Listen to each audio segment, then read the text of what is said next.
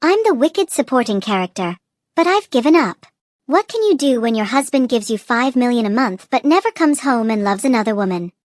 Him not coming home is nothing. I'd be willing to guard his grave and polish the tombstone until it shines if that's what he asked. Every year, someone transmigrates into a novel. And this year, it's my turn. I've transmigrated into a cheesy romance novel titled The Possessive CEO's Sick Obsession. The male lead is Alon Wiffin, the apex predator of all domineering CEOs, the king of ATM machines. He has an unattainable love, a white moonlight, who, unfortunately, has married someone else. The story is as melodramatic as it gets. Back in college, Alston pretended to be poor to find a true love who wasn't after his money. And that's when he met the heroine, Florence Tomlin. She pursued him relentlessly and finally captured the heart of the high and mighty Alon Wiffin. But life is never so simple. Florence's father fell gravely ill and desperately needed money. Tearfully, she broke up with Alston and married a rich second-generation heir who had loved her for years. Heartbroken, Alston went numb. Under his family's arrangements, he married the supporting character, Hannah Alliston, that's me. He was so unwilling that they didn't even have a wedding ceremony. Later, it was revealed that the poor boy from before was none other than the eldest son of the Wiffin family. As for the rich second-generation heir who married Florence, he turned out to be a terrible partner, constantly abusing her. Alston, still not over Florence, couldn't bear to see her suffer. He divorced me, Hannah, and forcibly took Florence back, defying his family. Florence, guilt-ridden for leaving Alston, refused to be with him again.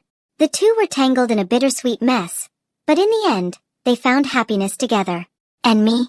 I'm the discarded tool in this drama. Hannah Alliston. Heh. My role has no real screen time. I just sit back, count the zeros in my bank account, and wait for the divorce settlement. Young and already on my way to becoming a wealthy lady. Life's good, and I see a bright future ahead filled with young devoted men eager for my attention. Can't wait. Madam, the young master is back. Aunt Mary knocked on my door. I leaped out of bed. The eldest Wiffin, missing for 3 months, had finally returned. Downstairs, Alon Wiffin's suit was buttoned all the way to the top, adding an air of cold restraint. Broad shoulders, a narrow waist, the golden ratio of a model. No doubt, his looks were unparalleled, as if sculpted by the gods. A true male lead straight out of a domineering CEO novel. His character setup is really something. Since the day we got our marriage license, I hadn't seen him even once in these 3 months.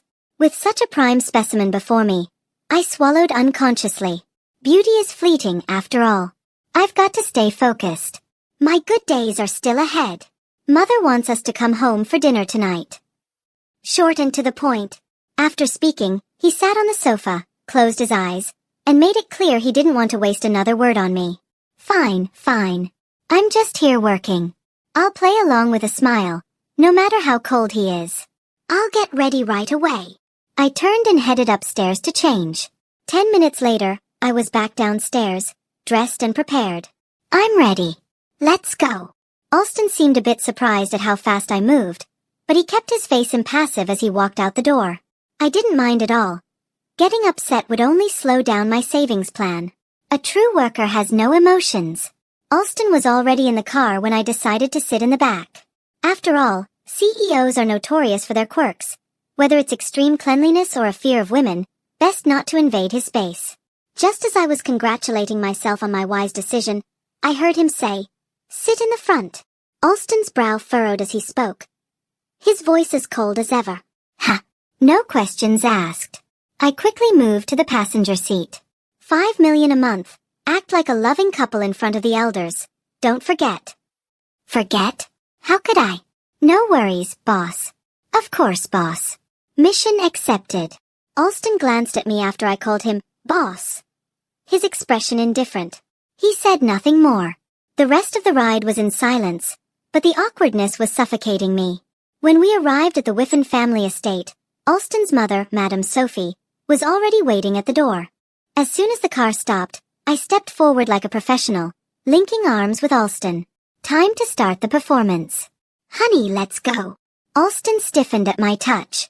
I could feel the muscles under his suit tense up instantly. Was it my calling him honey?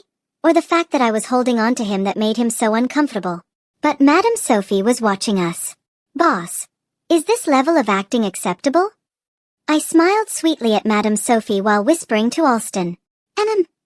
He gave a brief nod, leading me inside. Hannah, you're back. Madame Sophie warmly took my hand. Though Alston didn't like me, his parents and grandfather treated me exceptionally well. Years ago, Alston's grandfather was helped by my family, and the two families had been close ever since. When Madame Sophie was pregnant with Alston, our families arranged for us to be engaged. But after the Wiffins' business expanded and they moved to Sea City, we saw less of each other. Recently, the original Hannah's parents passed away in a car accident, and the Wiffins took her in, pushing Alston to marry her. The day before the marriage certificate was signed, I showed up in her place. Hannah, welcome back. Alston's father and grandfather greeted me warmly as well. Dinner was a harmonious affair. Honey, have some ribs. I dutifully placed a piece of meat in Alston's bowl. He stared at the ribs, completely unfazed, then shoved them aside along with the rice near them. His cleanliness habits were truly something to behold. Suddenly, Alston's phone rang. The entire table fell silent, but I calmly continued eating. Of course, it had to be the heroine. Sure enough, after a few moments, Alston frowned and excused himself from the table with a simple, "I have to go." Alston Wiffin, stop right there. His father slammed his chopsticks down on the table. Hannah is still here. Alston paused for a moment. I'll have Uncle Ben drive you home later, he said before briskly walking out. I gently set my utensils down. Father, Mother, it's okay. Alston's work is important. Let him go handle his business. Madame Sophie gave me an apologetic look. I'm sorry, Hannah. I'll make sure to scold him later for neglecting his family. I thought Madame Sophie was just being polite, but little did I know, Alston really did get a 2-hour scolding. After dinner, Uncle Ben drove me home, and we passed by the mall. I could barely contain my excitement. I'd been unhappy with the original Hannah's wardrobe for a while now. Bright, striking features, yet dressed in the most boring, bland clothes. That simply won't do. When a rich lady goes shopping, price tags don't exist. I returned home with my arms full of shopping bags, feeling triumphant. It was nearly 10 p.m. by the time I settled in. Barely 5 minutes later, my phone rang. Madam. It was Alston's assistant, Leo Hill. Leo, what's up? I asked absent-mindedly, lounging on the couch with a face mask on, half watching a show. Mr. Alston's had too much to drink with some business partners. Can you come open the door? What? Business partners? Wasn't he supposed to be meeting the heroine? I pulled off my headphones just in time to hear loud knocking at the door. Aunt Mary had taken the day off for an emergency back home, so it was just me. I hadn't heard the door earlier because my headphones were too loud. I realized with a start, if Alston Wiffin was back from his trip, did that mean he'd be staying home now? Nah, that couldn't be. What CEO doesn't have multiple houses? Shrugging, I slowly made my way to the door. Leaning on Leo's shoulder, Alston looked like he was out cold, towering almost a head taller than Leo despite his 6-foot frame. He was completely knocked out. I thanked Leo and took over. Heavy. It felt like I was lugging a small elephant into the house. Alston's warm breath brushed against my ear as he swayed. His head tilted to one side. I dumped him unceremoniously onto the couch, rubbing my ear that had turned red from the heat. It tickled. For someone who'd had too much to drink, Alston was remarkably quiet. Now I had a dilemma. There was only one bed in the master bedroom. Mine and Alston's things were already there. Aunt Mary was always here, acting as Madame Sophie's spy, so I had no choice but to sleep there. I didn't expect to face the situation so soon. Should I let him sleep on the couch? He wouldn't know the difference, being this drunk. But as I looked at his tall, muscular frame awkwardly crammed onto the small sofa, I couldn't help but feel a little sorry for him. Oh well, I'm too kind for my own good. Resigning myself to my fate, I hauled Alston back up and headed toward the bedroom. Those few steps felt like a marathon. When I finally reached the bed and let go, I collapsed on top of him. The strong scent of alcohol filled my head, making me dizzy. Alston frowned in discomfort, but as my hands brushed against his firm muscles, I couldn't help but notice. Yep, he's definitely got an 8-pack. Reluctantly, I pried myself away and crouched beside the bed, taking in the sight of this perfect specimen. It's a shame, really. A dish this fine, and I can only look, not touch. From the heroine's perspective, Alon Wiffin is absolutely top tier. But alas, I'm just the villainess. And then, ugh. Alon Wiffin suddenly opened his bleary eyes, and without warning, leaned over the side of the bed, vomiting violently. Oh my god. Is this karma for sneaking glances at the male lead? Otherwise, why would I be drenched head to toe in his disgusting sour vomit? I shoved Alston's handsome face away with all my might and ran screaming to the bathroom. Ah, I'm filthy. Wah. It took 3 washes before I emerged from the bathroom, still fuming. Looking at the mess on the floor, I felt a strong urge to murder Alon Wiffin. I clenched my fists again and again. Calm down. Think of the 5 million. Breathe in, breathe out. By the time I had scrubbed the floor clean, it was almost 2 a.m. And I still had one more mess to deal with. The man whose clothes were now covered in vomit. After wiping my face and hands, I hesitantly unbuttoned Alston's shirt and peeled off the soiled fabric. Tears of frustration welled up as I worked. Finally, I threw a blanket over him, ran downstairs, grabbed my little blanket, and fanned myself to calm down. Honestly, looking at those vomit-covered clothes, no amount of muscles could make me overlook the mess. That night, however, Alon Wiffin's abs haunted my dreams. I even dreamed he turned into a giant muscle-bound monster, chasing me all over the place. In the morning, Alon was awakened by the sunlight streaming through the windows, his nose catching a faint, unfamiliar yet comforting scent. He glanced at the garbage bin, where his vomit-soaked clothes lay, and vaguely recalled what had happened the night before. As he came downstairs, I was already awake, alert from a night of being chased in my dreams. Even the slightest sound had me jumping up. Seeing me curled up on the sofa, Alston's cold, indifferent eyes softened ever so slightly.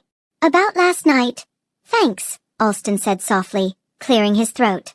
And, I didn't mean to, he added, his ears turning a little red, his brow furrowing in discomfort. He seemed genuinely sorry for puking all over me, and this morning he was a bit less frosty than usual, unlike the aloof man who usually ignored me.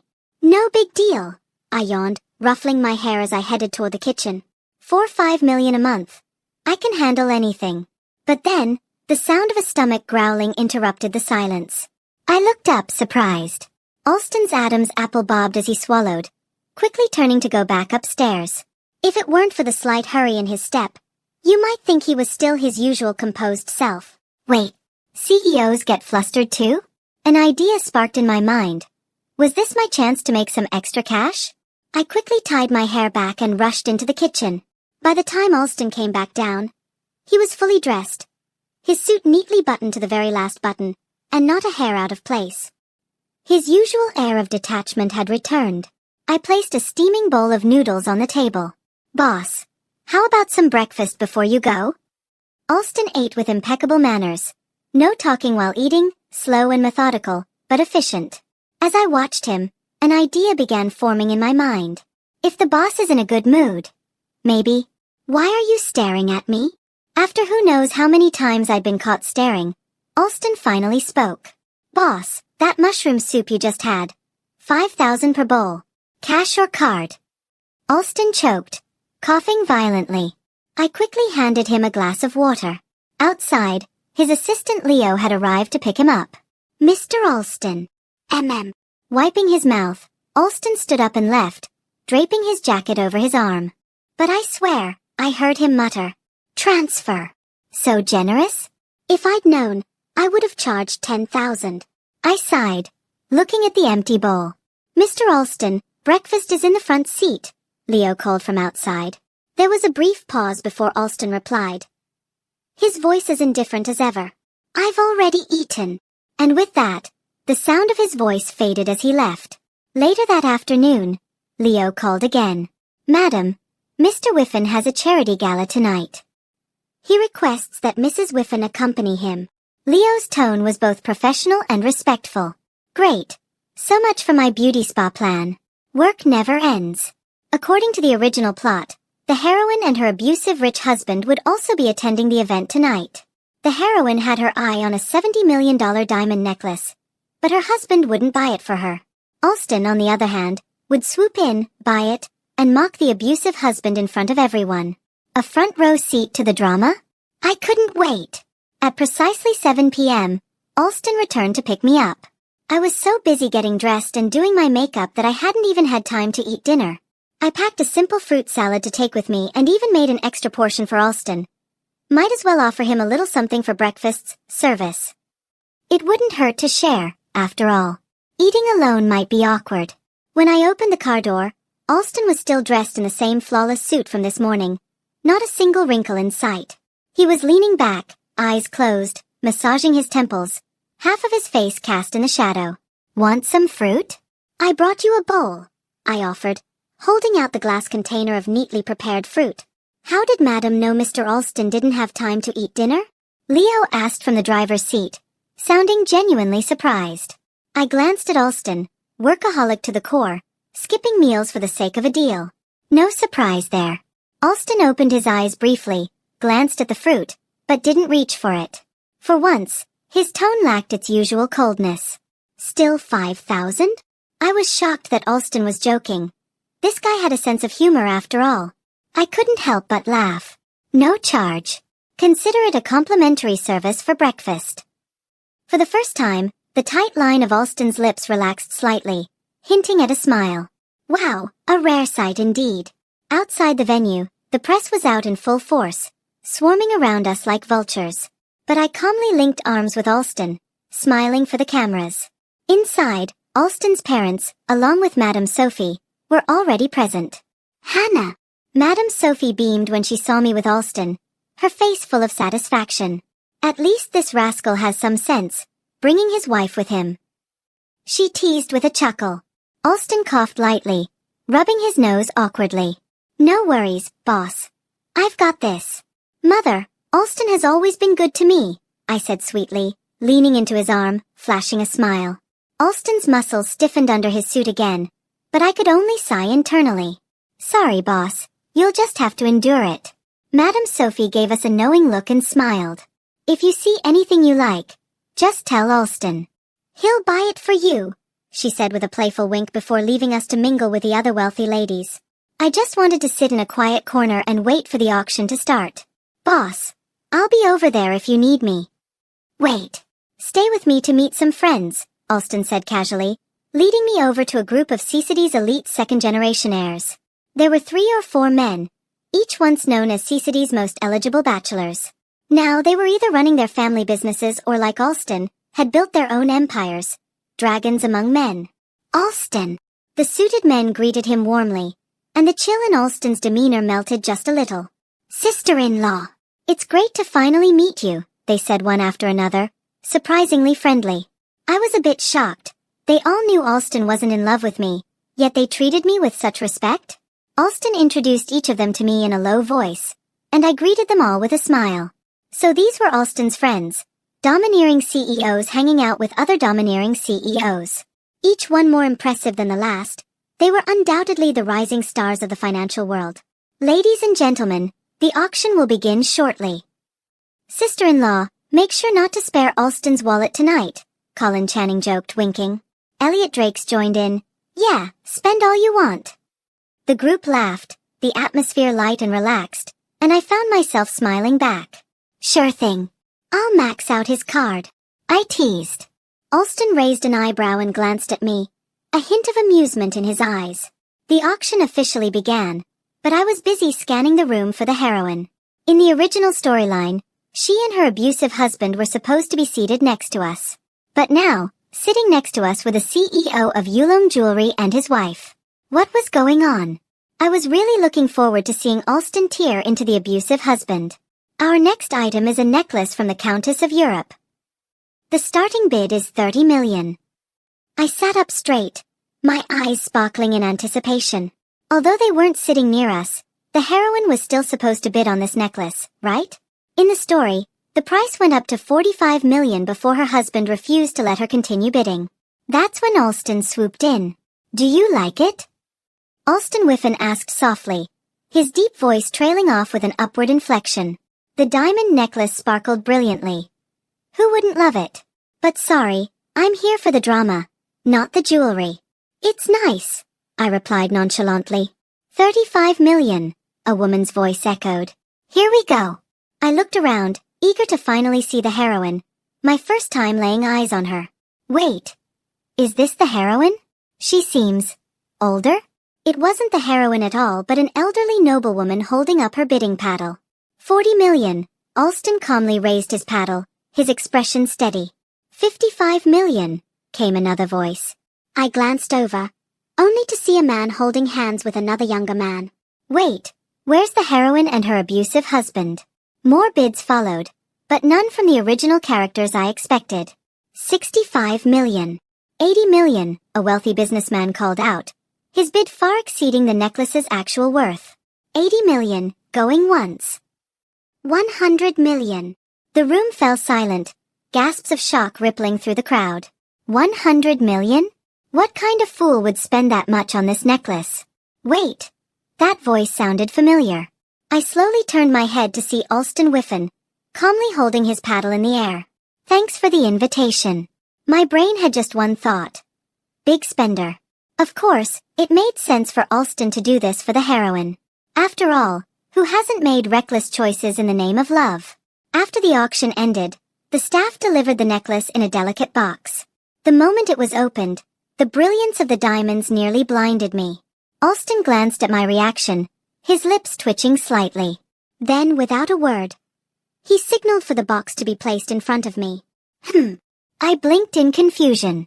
It's for you, he said, his voice light as if it were nothing. He then turned, seemingly looking for Colin Channing and the others. What? For me?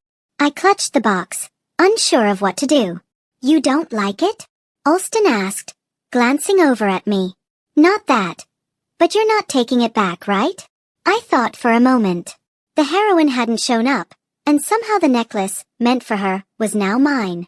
Well, if it's given to me, there's no way I'm giving it back. It's worth 100 million. I'd be a fool to refuse.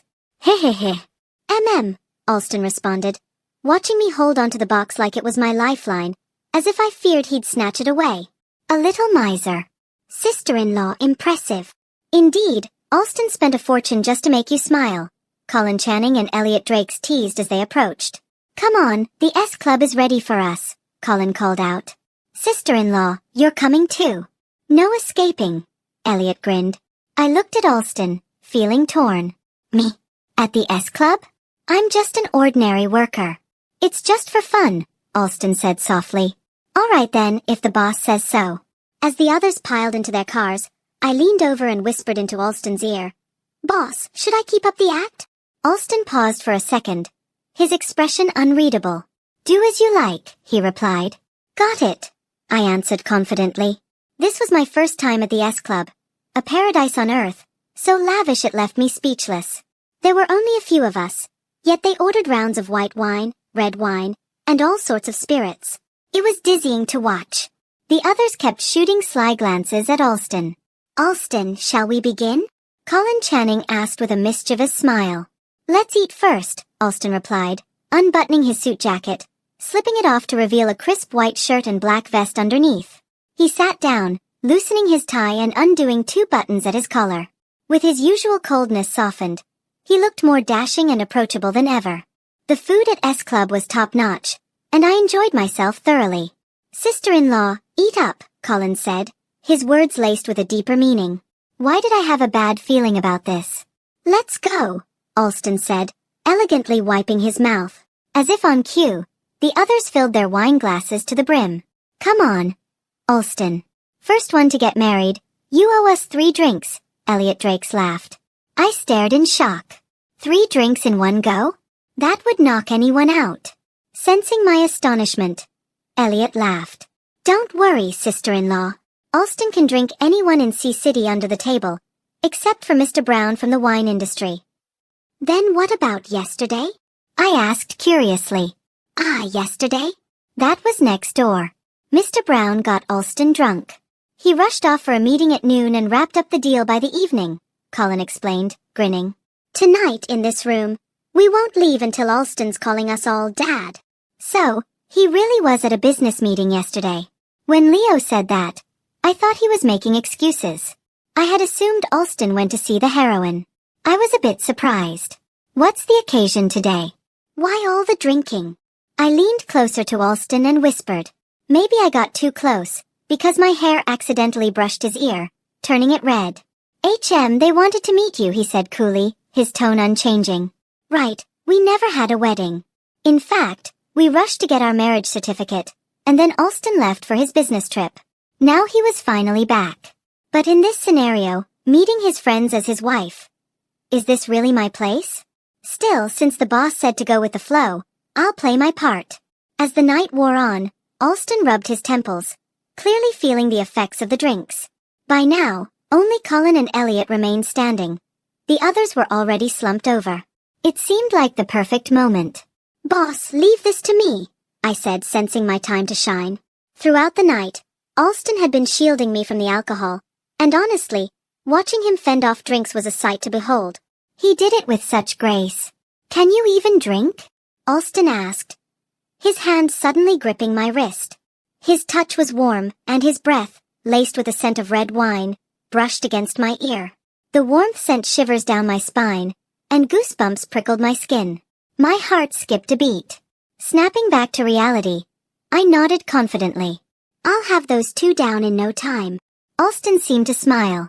At least I thought he did. Or maybe it was just my imagination. The next thing I knew, everything was spinning. My vision blurred, but Colin and Elliot were still standing, their figures towering over me.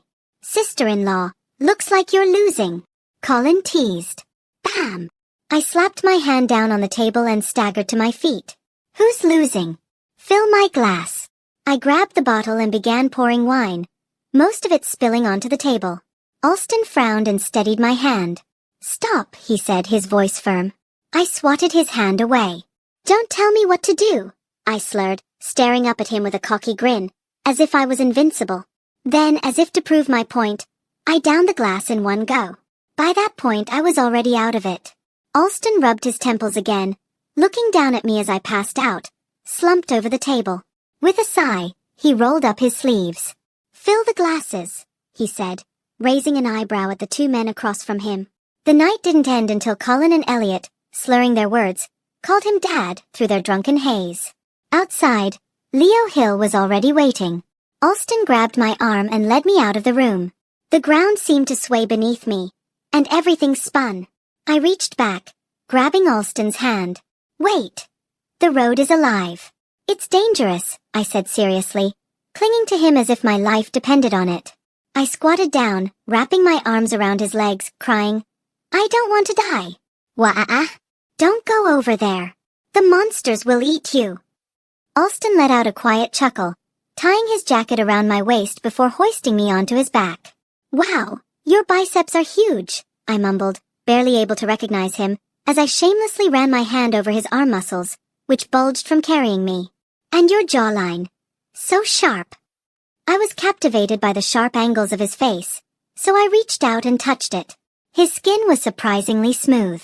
Alon Wiffin's face tightened in a cold expression, and he took a few deep breaths to calm himself. Moments later, I suddenly grabbed his head, messing up his hair as I buried my face in it, inhaling deeply. Wow, your hair smells amazing. What shampoo do you use? Smack. Alon Wiffin had finally reached his limit, delivering a firm smack on my backside.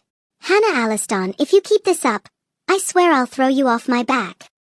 His voice was low, dangerous, and had a hint of mischief, completely different from the usual cold and distant man I knew. You hit me?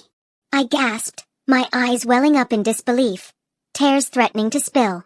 Alston seemed a bit taken aback by his own reaction, clenching his fist as if trying to restrain himself from losing more composure. Without another word, he marched forward with long strides. Knowing it wasn't wise to push my luck, I sulked quietly on his back, feeling pitiful but staying silent.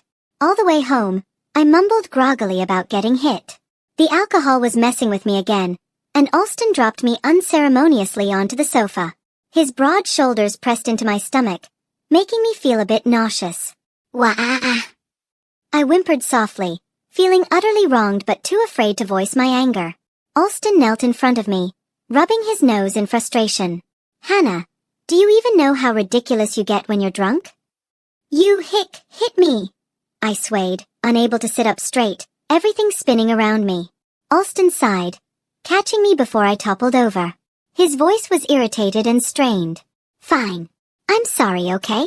All right, hick, I guess I'll be magnanimous and forgive you, I said, pretending to be gracious. But, you have to give me a kiss, I added, grinning wickedly as I grabbed his face and planted a sloppy kiss on his cheek. Ah, success! I cheered, feeling proud of myself. Alston was too stunned to react, the veins in his neck and temple bulging in anger. Hannah! Aliston! Present! I saluted him with a goofy grin. Do you even know who I am? His voice was seething with rage, and he grabbed my face, though he stopped himself from using too much force. I leaned in closer, squinting at him, trying to focus on his deep, furious eyes. My alcohol-laden breath must have hit him because he shoved my face away with a disgusted frown. Whoa! You're Alon Wiffin! I gasped dramatically, as if making a huge discovery. Why haven't you gone to see your precious little wife? I hiccuped again, my words slurred, watching as Alston's face darkened even more, like he was contemplating strangling me. After hearing my words, he raised an eyebrow, a mischievous smirk curling on his lips. Tonight, he seemed like a different person, as if a mask had been torn away, revealing a side I hadn't seen before. This roguish version of Alston felt more real. Less distant and cold, more human. A tough, rebellious side. Oh no, I like this too much. Little wife? You mean you? Alston stood up, towering over me with a teasing look, his eyes narrowing in that devilish way. This feels like a scene from another world. I stared at him, wide-eyed and speechless. Has the boss been replaced? Possessed. I gasped, hugging my knees and curling into a ball on the sofa, eyeing him warily. Alston glanced at me with mild amusement before stepping forward, grabbing me by the arm and dragging me upstairs.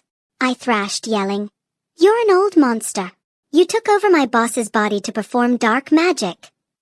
I don't want to be eaten by you, you demon." I clung to the banister, refusing to go up the stairs. Alston's patience wore thin as the vein in his temple pulsed. Finally, he resorted to brute force, slinging me over his shoulder and carrying me up in one go. The next thing I knew, I was tossed onto the bed. Wait, how did I get to the bedroom so fast?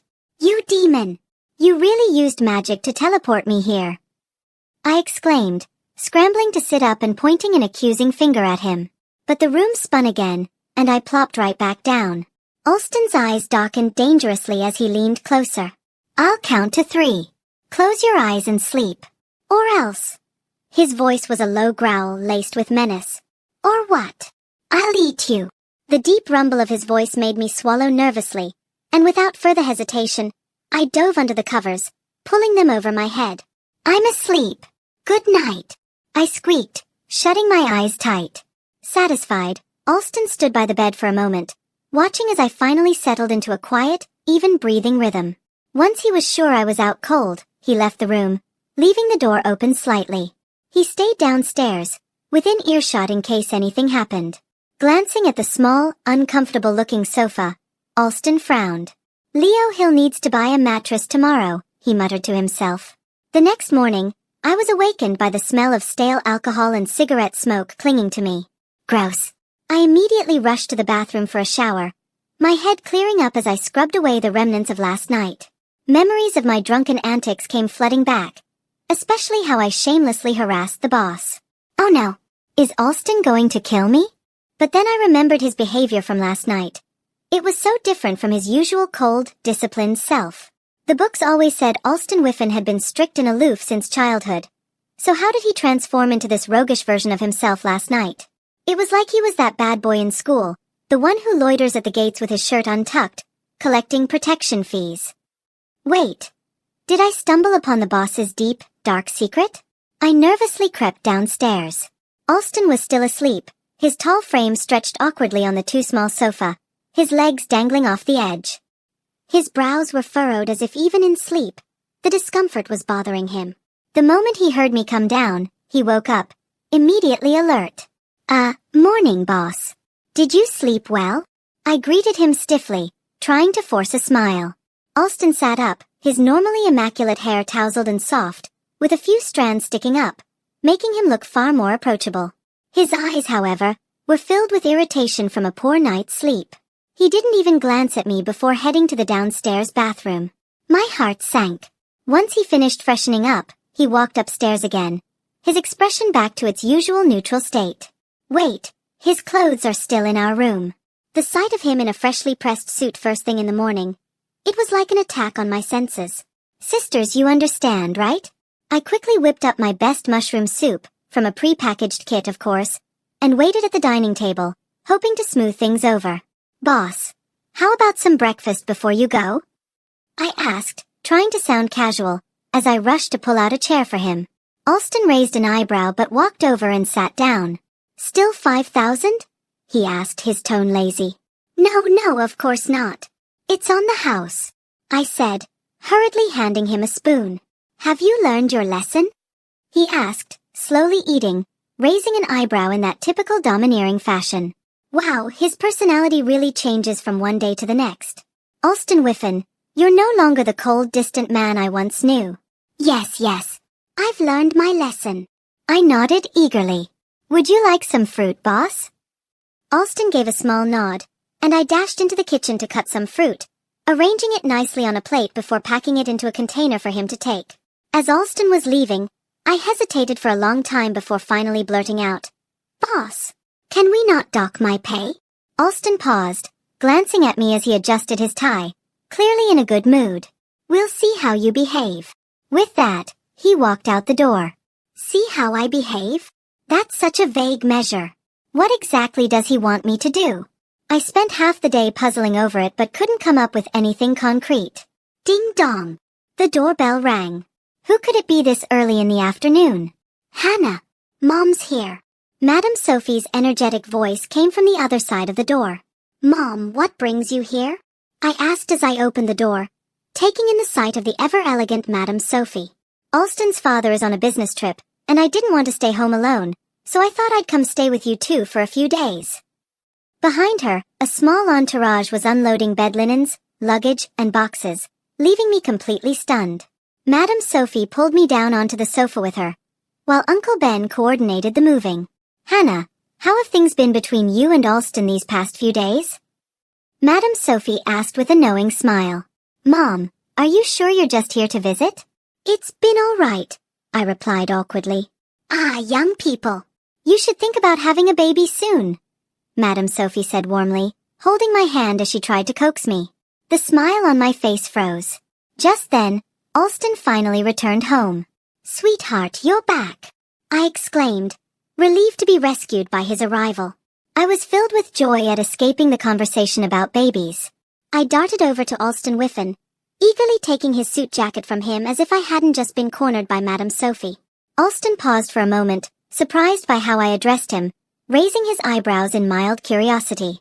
I blinked at him furiously, trying to signal my relief. Is something wrong with your eyes? Alston asked in his usual calm, detached voice. Alston, you're home, Madame Sophie called from the sofa, smiling as she waved. Alston's expression didn't change, but I could feel the stiffness in his posture. Even the powerful CEO wasn't immune to his mother's influence. When Alston found out Madame Sophie would be staying for a few days, his face noticeably froze for a moment.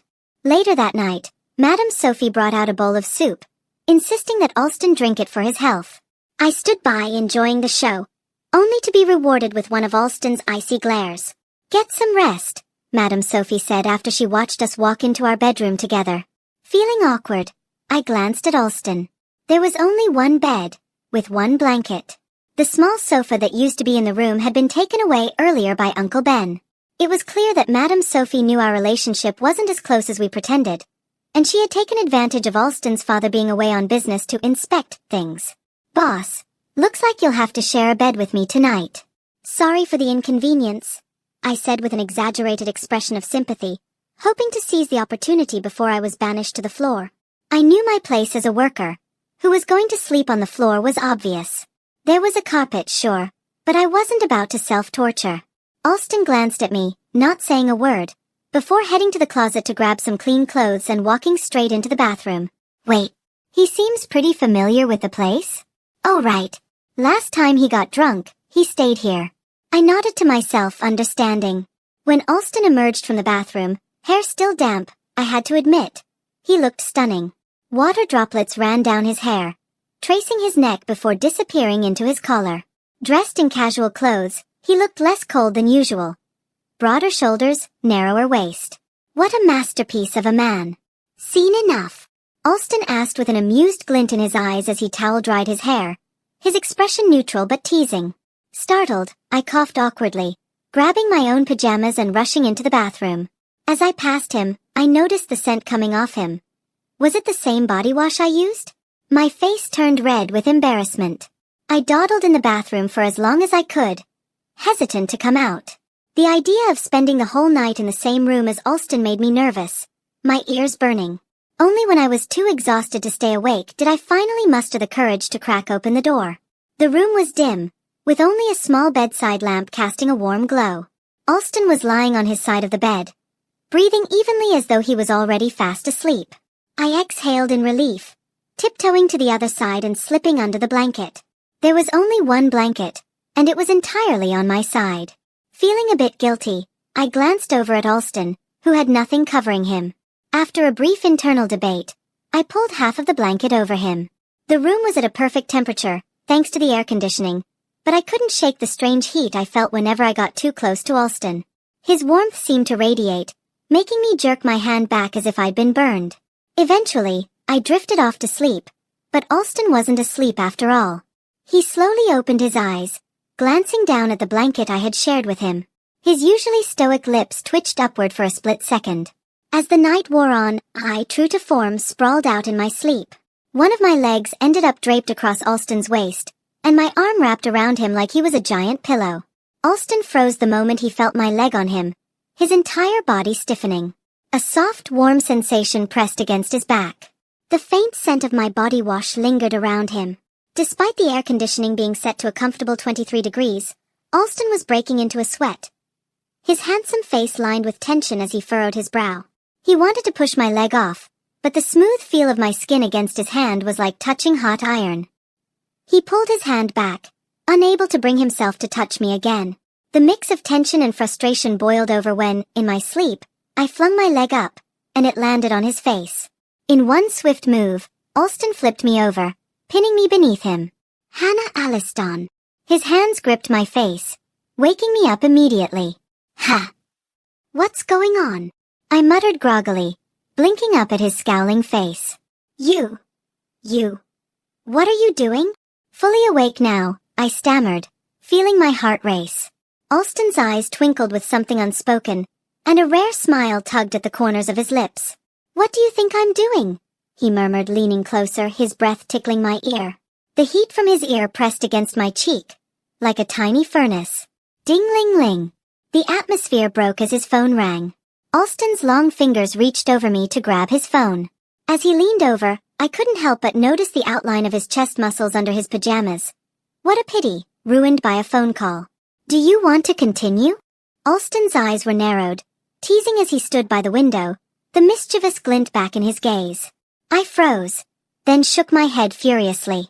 I'll be there soon, he said into the phone, his expression suddenly serious. I have to go for a bit. Be good and go back to sleep. What? Was he talking to me like I was a child? Wait a minute. Today's date. I grabbed my phone. August 24th. Today was the day the heroine ran away from her abusive husband.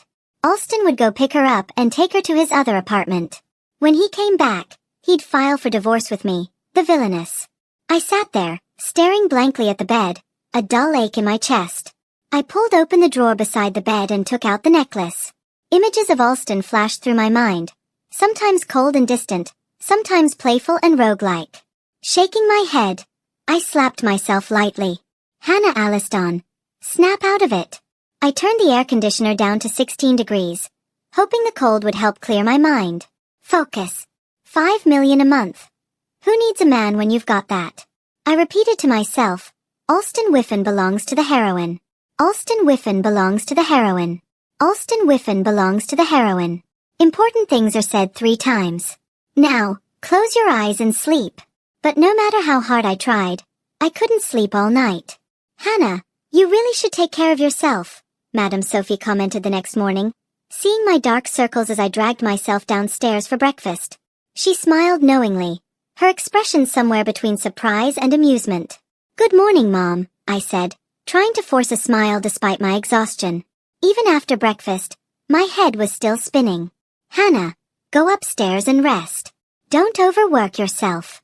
I'll make some soup to help you recover, Madam Sophie said, urging me to get more sleep. I sluggishly wandered back upstairs, my head pounding, and soon collapsed into a deep sleep. Hannah, I'm heading out with my friends tonight. I vaguely heard Madam Sophie's voice, responding with a mumbled before sinking back into darkness. After what felt like hours, I heard someone calling my name. Hannah. The voice was low and raspy. Was that Alon Wiffin? Had he come back to finalize the divorce? A dull, sour ache spread in my chest. I forced my eyes open, vision blurry. Alston's hand brushed against my forehead. I weakly pushed his hand away, suddenly feeling incredibly hurt. Just go to her already. Don't bother with me. Once I'm better, we'll get divorced, I mumbled, my voice trembling with both heat and frustration. My body was burning, my face flushed, and I felt pitifully small. Something in my words must have triggered Alston, because his face darkened, and I could see the unmistakable anger flashing in his eyes. He pinched my cheek hard, waking me up even more. You want a divorce? His tone was cold, barely containing his fury, a dangerous edge in every word. You're yelling at me? I pouted, my voice filled with grievance. Sick people are like children, and I felt especially wronged at that moment, my eyes wide as I stared at him accusingly. Alston's frown deepened as he tucked the blanket around me. His voice was stiff and cold. I'm not. You are. You are. Wah! I started crying, my feverish state amplifying my emotions. Before I could continue my outburst, Alston shoved medicine into my mouth, cutting me off mid-cry. Take your medicine, then you can complain all you want. He handed me a glass of water, his voice indifferent. I obediently drank the water, though I still looked at him like he was the biggest villain on earth. What's gotten into you? Alston asked, taking the empty glass from me and pressing a cold fever patch onto my forehead. You don't need to be so nice to me. I'll agree to the divorce, I won't cling, I muttered sadly, lowering my head, my tears barely held in. Why did he have to be so irresistible? Are you really not going to let this go? Alston's voice dropped even colder, his patience visibly wearing thin as he laced his fingers together, the veins on his hands bulging slightly with tension. His expression was unreadable, but I knew he was reaching his breaking point. I already said I'd agree to the divorce. What are you so angry about? I snapped back, irritated. Who said I want a divorce? Alon Wiffin grabbed my wrist and lifted it gently, and as I looked into his eyes, tears of frustration began to spill, one after another, landing on his hand. For a moment, the usually composed Alston looked completely out of sorts, panicked even. Hey, don't cry, I'm sorry. He hurriedly reached for a tissue and clumsily wiped my tears, his voice laced with a hint of desperation. When he saw me calming down, he gave my cheek a gentle, playful pinch, his expression one of exasperated helplessness. With a soft sigh, as though giving up on the situation, he muttered, What am I going to do with you? I know you like Florence Tomlin, I said, my voice dropping. I won't stand in your way. I lowered my head, feeling utterly defeated. So this was what heartbreak felt like. Not even money could soothe the pain. Unless maybe it was bumped up to 10 million, then it might take the edge off. Florence Tomlin? Alston's voice was confused, his face a blank slate. I stared at him, stunned. He looked genuinely baffled, like he had no idea who I was talking about. You don't know her? You went to see her last night. I blurted, in disbelief. This couldn't be real. After all the love story drama between them that could fill thousands of chapters, he was telling me he didn't even know her? Who told you that nonsense? Alston frowned, his tone growing impatient. Last night, the business partner I was working with had to leave the country unexpectedly, so I met with him to discuss the deal. Florence? I don't even know who that is. His casual, dismissive tone turned sharp and irritated as he added, I have no idea who Florence Tomlin is. I stood there, utterly speechless. You didn't date her in college? I asked, dumbfounded. Where did you hear that? Alston's brow furrowed, his voice thick with displeasure. Well, just, gossip, I stammered awkwardly. How could I possibly explain to him that he existed in a book, and I had somehow read through his entire past. Don't listen to gossip. If you want to know something, ask me, Alston said, his bad boy attitude fading into something more genuine as he ruffled my hair gently, almost as if I were a puppy. Got it, I mumbled, feeling flustered. I wanted to brush off the whole thing and go back to sleep. I'm tired now, good night. You little brat, Alston muttered, glancing at me with a smirk before leaving the room, carrying his water cup. The frustration and sadness I'd been feeling vanished just as quickly as it came. All that was left was confusion. Had I been reading the wrong book? I lay there, staring blankly at the ceiling. The day Alston walked out during dinner with his family wasn't to see the heroine, but to meet with a business partner. At the auction, neither the heroine nor the abusive husband showed up.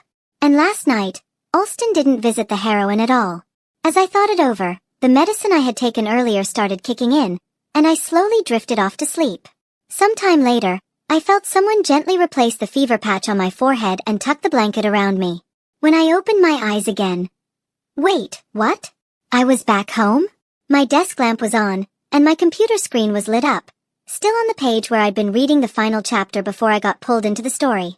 I pinched myself, but there was no pain. Was I still dreaming? This dream was way too real. I walked over to the computer, scrolling through the chapters. There were still a few extra epilogues to read. The title caught my eye. After Marriage Comes Love, the extra chapters. There were only a few chapters, and the description said it was a story set in an alternate universe where Alon Wiffin and Hannah Alliston fell in love after marriage. In this version, Alon Wiffin wasn't the disciplined, perfect child from the main story. Instead, he was rebellious. He smoked, drank, got into fights, and even had a scar on his ribcage from a high school brawl. He'd only matured after being sent to the army for 2 years. No wonder Colin Channing and Elliot Drake still called him Alston with such respect. They had been his underlings in high school, back when he'd fought his way to the top. A scar on his ribcage? I hadn't dared to look closely when I took off his shirt the last time he got drunk. But then the author stopped writing, cutting off the story right before Alston and Hannah got their marriage certificate. Which was the day I had entered this story. Great. Everyone else gets to live in the main story, and I end up in an unfinished extra. My vision blurred, and I fainted. Hannah Alliston, wake up and eat something before you go back to sleep. I heard a voice calling me out of the darkness. Alon Wiffin's face slowly came into view, holding a bowl of porridge. I peeked into the bowl, white with specks of black, and kind of burnt looking. I swallowed nervously and glanced at Alston. Are you sure about this? I asked. He rubbed the back of his neck, a hint of embarrassment flashing in his eyes, though his face remained cold. If you don't want it, don't drink it, he snapped, turning on his heel and leaving before I could respond. Wait. Did he make that himself? In that case, I'll just let it slide. Before long, Alston returned, his face still as cold as ever. Here, drink this instead. This time, it was a perfect bowl of congee, clearly from somewhere fancy.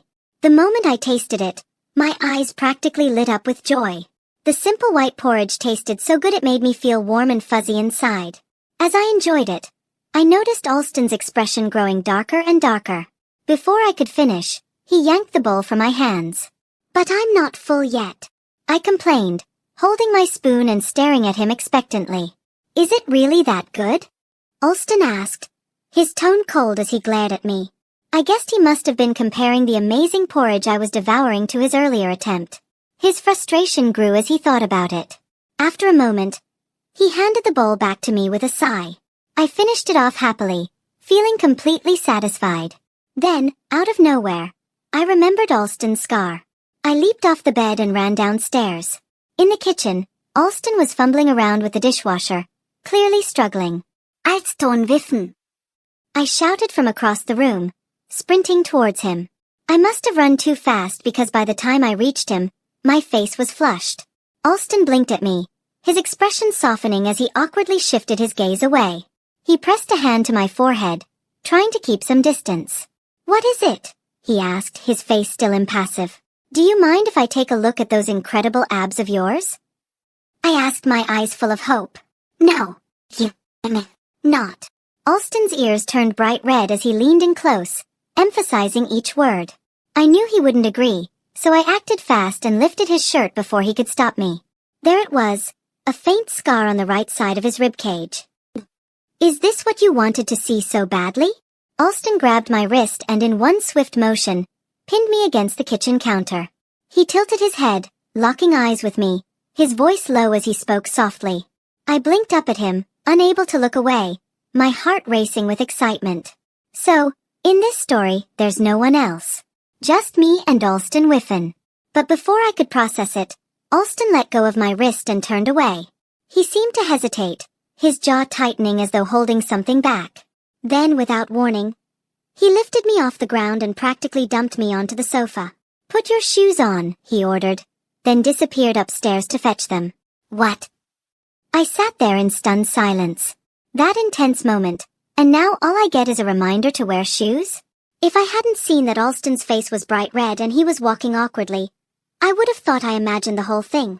By the time Alston came back downstairs, I was almost falling asleep on the sofa.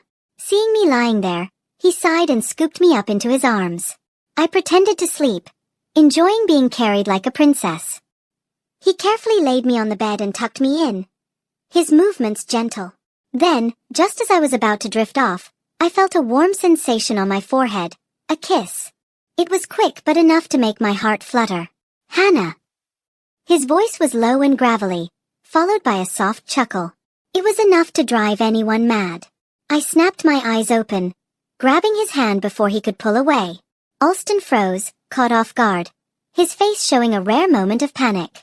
You called my name so sweetly, I teased, grinning up at him. Call it again? He turned his head, refusing to meet my gaze. Hubby, I blurted out instinctively, and instantly, both Alston and I froze in shock. I let go of his hand, my face heating up so fast I thought I might pass out. Sneaking a glance at him, I saw Alston standing there, completely stunned. Did you just short-circuit? I waved my hand in front of his face, trying to break the awkward silence. This time it's different, Alston said quietly, his eyes shining with an intensity that made my heart skip a beat. If you really like me, I wouldn't mind making this real, he said, pulling my hand to his, clearly embarrassed but still managing to look at me with a shy grin. I never realized before that the aloof CEO could also be so bashful. I couldn't help but want to tease him a little. I'll think about it, I said playfully. What's there to think about? Do you have someone else outside? Alston's grip on my hand tightened instantly. His brows furrowed, and his eyes flashed with a mixture of anger and fear. I had a feeling that if I nodded, he might just break my hand. Hey, easy. I frowned, trying to shake his grip. Realizing he was hurting me, Alston quickly let go, though his hand lingered, now gently massaging the spot he had just squeezed. Despite his calm face, his whole body radiated frustration. I couldn't help but laugh. No, I don't have anyone else, all right? Alston raised an eyebrow, satisfied, and gave a soft grunt of approval. But even that wasn't enough for him. He crawled into bed, pulling me into his arms as if to claim his territory. He kissed my forehead again, this time with open confidence. Go to sleep. I'll stay here and make sure you do, he said, his voice laced with amusement he couldn't quite hide. Alston held me tightly, his strong arms not giving me an inch of space to move. But with my head resting on his chest, I was perfectly content, so I let him hold me as long as he wanted. After I had fallen into a deep sleep, Alston leaned down and kissed me again. This time, his lips brushed against mine, warm and lingering. Hannah. Extra. Alon Wiffin had never thought he'd get married. He had plenty of people around him, but none of them ever caught his eye. When the time came, his family arranged for him to take a wife. He didn't want to, but he didn't fight it either. After all, when he was younger, he had spent his days getting into fights and drinking, almost driving his parents to the brink. So now, going along with their wishes didn't seem like a big deal. On the first day of their marriage, he made an agreement with his new wife. He'd give her $5 million every month, and in return, she had to act the part of a loving wife in front of his parents. The girl, a little money-hungry thing, had nodded so hard at the mention of $5 million that her head nearly blurred. When he returned from a business trip, he took her back to his family for dinner. He had grown used to women with heavy makeup, so her fresh, simple look was a rare sight. In almost 30 years, no woman had ever gotten close to him. But this little girl wasn't afraid. She clung to his arm and leaned in to whisper, "Husband," into his ear. Alston had stiffened immediately, his expression growing even colder, but really, he was just hiding his embarrassment. That night, he got drunk and was brought home by Leo Hill to their shared house. When he woke up, instead of the usual stench of alcohol, he was surrounded by the clean scent of fresh sheets. The blanket beneath him was soft, still carrying a pleasant fragrance. He vaguely remembered throwing up on her the night before and felt a twinge of regret and awkwardness. Alon Wiffin had been drinking since middle school, but he had never been that messy before. As he squeezed the soft blanket in his hands, he found himself wondering if her face was as soft as it looked. When he saw her sleeping downstairs on the small sofa, nearly falling off, something in him softened. Before leaving, he caught sight of her sitting at the dining table with a bowl of noodles. He had intended to walk out the door, but his feet veered toward the table, and he sat down instead. The noodles tasted pretty good. $5,000, cash or transfer?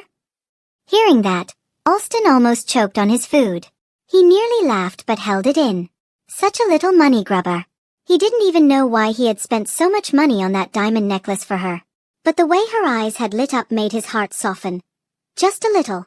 He suddenly had the urge to pinch her cheek. That night, she had stood in front of him with no fear, declaring that she would outdrink Colin Channing and Elliot Drakes. Seeing her so full of enthusiasm, Alon had let her go ahead with it. After all, he was there to back her up. As expected, she was small, and her alcohol tolerance was even smaller. But it didn't matter. He had taken care of it for her. It was the first time Alon had ever carried someone on his back, let alone a woman. She was soft and small, clinging to him like a little bundle. She was making quite a fuss, and when she pushed him too far, Alon swatted her on the backside. The mischievous streak from his youth, usually buried deep, resurfaced for the first time in years. Once the first time happened, it didn't take long for a second. It didn't take much for her to realize that Alon Wiffin wasn't the cold, distant man everyone thought he was. Falling in love with her felt as natural as breathing. Some people come into your life, and you just know that they're the one. No one else will do. It felt like he had spent half of his life in solitude, just waiting for her. The end. Thanks for stopping by.